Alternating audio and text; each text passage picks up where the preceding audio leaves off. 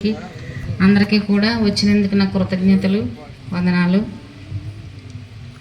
నా ప్రభువు లేనిది నేను సున్నా. నా ప్రభువు ఉన్నాను కాబట్టి నేను ఇలా ఉన్నాను. నేను రక్షణ పొందిన నుంచే నా ప్రభువు నిజంగా చెప్పారు కదా బ్రదర్, ఆయన ఉంటేనే సంతోషం, ఆయన ఉంటేనే ఆనందం. ఆయన లేనిది ఏమీ లేదు. ఏ మనిషి కూడా ఆనందం ఇవ్వలేరు. అది అనుభవించిన వాళ్ళకే తెలుస్తుంది. అనుభవం లేని వాళ్ళు ఎవరు చెప్పలేరు. నిజంగా ఆయన ప్రేమ ఎంత గొప్పదంటే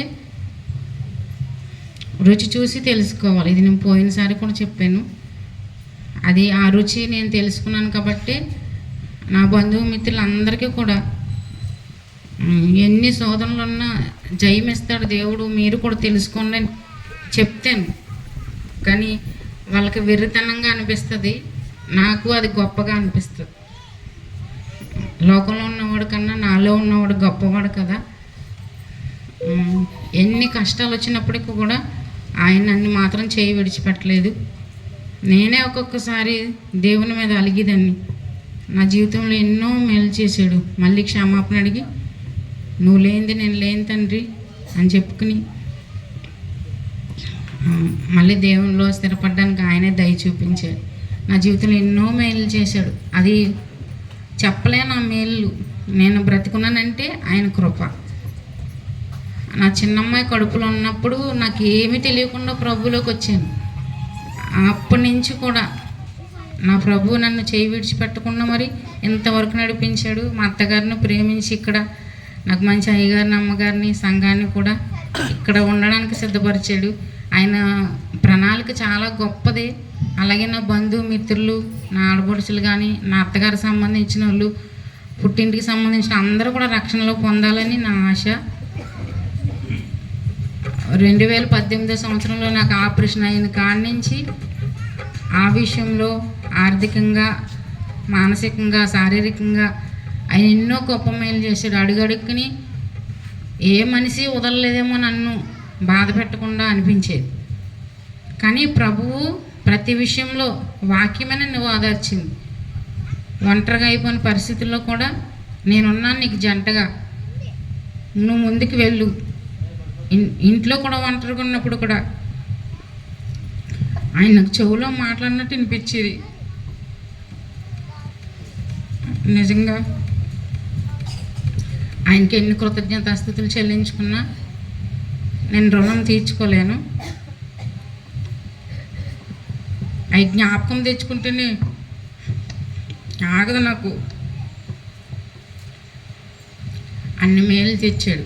మరి 2 సంవత్సరాల నుంచి కృతజ్ఞత ప్రార్థన పెట్టించుకుందాం అనుకుంటున్నా, కానీ చిన్నమ్మాయి వస్తే పెద్దమ్మాయి రాదు, పెద్దమ్మాయి వస్తే చిన్నమ్మాయి రావట్లేదు.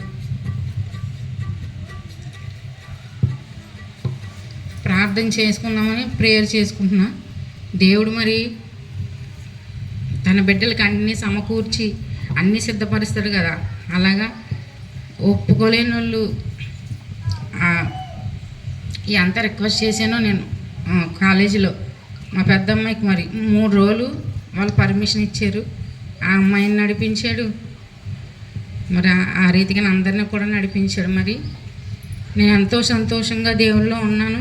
అలాగే మా తెలిసిన వాళ్ళందరూ కూడా ఉండాలని నా కోరిక. దేవుడు చేసిన మేలు గొప్ప. దేవుడిని తెలుసుకోండి, ఆయన్ని తెలుసుకుని ఒక్కసారి రుచి చూడండి. ఆయన ప్రేమ వర్ణించలేంది. అగాపే ప్రేమ కదా అయింది. ఎవరిని కూడా వచ్చిన వాళ్ళని త్రోసే దేవుడు కాదు. అది దానికి నేనే సాదృశ్యం. ఎందుకంటే నా బంధువులు ఎంతోమంది ఉన్నారు. మొట్టమొదటిగా నేను తెలుసుకునే అవకాశం నా ప్రభువు నాకు ఇచ్చాడు. నేనే పొందుకున్న తర్వాత అమ్మ నడిపించాడు, తర్వాత అక్కని నడిపించాడు, బావని నడిపించాడు. అలాగే అందరిని కూడా నడిపించాలి. ఎల్లారెడ్డిలో చాలా పెద్ద ఆలయం, అది 100 మంది ఫ్యామిలీస్. కానీ ఆలయమేమో అక్కడి నుంచి ఇక్కడ వరకు ఉంటుంది, ఎంత పొడుగు. మా బెంచ్లు ఫుల్లు, ఒక్కరు కూడా మోకరించక్కర్లేదు. మంచిగా కూర్చుని హ్యాపీగా అన్ని హార్మోన్స్ ఉంటాయి. అక్కడ నాకు దేవుడు లేడేమో అనిపిస్తుంది. అయ్యగారులు, అమ్మగారులు ఏమో 3 సంవత్సరాలకు ఒకసారి మారిపోతారు. అక్కడ 3 సంవత్సరాలకు మారిపోయి వేరే అయ్యగారు వస్తారు. 400 సంఘాలు ఎన్నో ఉన్నాయి సిఎస్ఐకి సంబంధించి. మన మెదక్ అధ్యక్ష మండలం కూడా 100 సంవత్సరాలు పూర్తి చేసుకుంది. లండన్ నుంచి వాళ్ళ ఫ్యామిలీస్ అందరూ వచ్చారు. మేము కూడా 27వ తారీఖున వెళ్ళి చూసాం. అది అప్పుడు దైవజనులు అంత భక్తిగా ఉన్నారు కాబట్టి అది ఇప్పటి వరకు నిలబడి ఉంది. ఇప్పుడైతే నాకు ఎక్కడ అన్నీ అలా చేస్తున్నారు కానీ నాకు దేవుడు కనబడతలేదు అని చాలాసార్లు అయ్యగారు ఫోన్ చేసి చెప్పినప్పుడు, వాక్యం చదువుకోమ్మా, బైబిల్ ధ్యానించే, ప్రార్థన చేయని చెప్పి నాకు నిరుత్సాహపడిపోయినప్పుడు కూడా ఒక ఫోన్ చేస్తే 2-3 మాటలు మాట్లాడతారు అంతే. అందులో ఎంత ఆదరణ, ఎంతో బలం నాకు చాలాసార్లు బూస్ట్ ఇచ్చినట్టుగా అనిపిస్తుంది. ఇటువంటి అయ్యగారు దొరకడం మీకు చాలా అదృష్టం.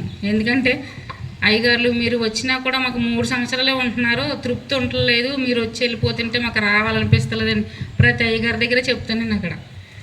కానీ ఇంత ముక్కుసూటుగా వాక్యం అందించి అయ్యగారు మీకు ప్రభు అందించాడు, అది చాలా అదృష్టం.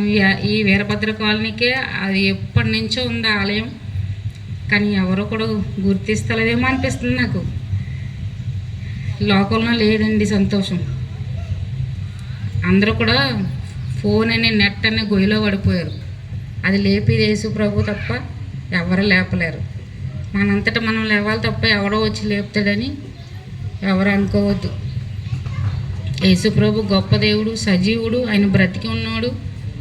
మనుషులను కూడా, నా కుటుంబాన్నే బ్రతికించి ఆయన సాక్షిగా నిలబెట్టాడు. మరి అనారోగ్య విషయంలో కానీ, షాప్ అక్కడ విడిపోయిన విషయంలో కానీ, నా రక్త సంబంధికులు, బంధుమిత్రుల విషయంలో కానీ అన్నిట్లో నాకు ఎంతో మేలు చేశాడు. ఆయనకి లెక్కలేని వందనాలు. ఎన్నో చెప్పాలనుకుంటున్నా కానీ ఈ సంతోషం ముందు అవి గుర్తు రావట్లేదు.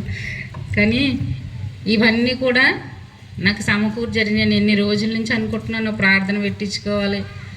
ఈ పెయింట్ వేసినప్పుడు పెట్టించుకున్నా. ఎక్కడికి వెళ్ళినా మా అత్తగారిదే వినపడుతుంది కదా, ఎందుకంటే ఆవిడ నమ్ముకుంది కాబట్టి. ఆవిడని బట్టే నేను ఉన్నా. అలాగే మా మామయ్య కూడా నమ్ముకోవాలి. ఆవిడ లేనప్పుడు కలపోయింది ఇంటిదంతా. ఎంతో ఆప్యాయంగా ఎంతోమంది ఉన్నట్టు ఉండేది, ఏమీ లేనట్టు ఉంది ఇప్పుడు. కానీ దయచేసి మమ్మల్ని అందరినీ ఏదైనా మిస్టేక్ ఉంటే క్షమించి అందరూ వచ్చినందుకు అందరికీ కృతజ్ఞతలు చెప్తూ ఈ చిన్న సాక్ష్యం దేవుడు దీవించునుగాక. Thank you.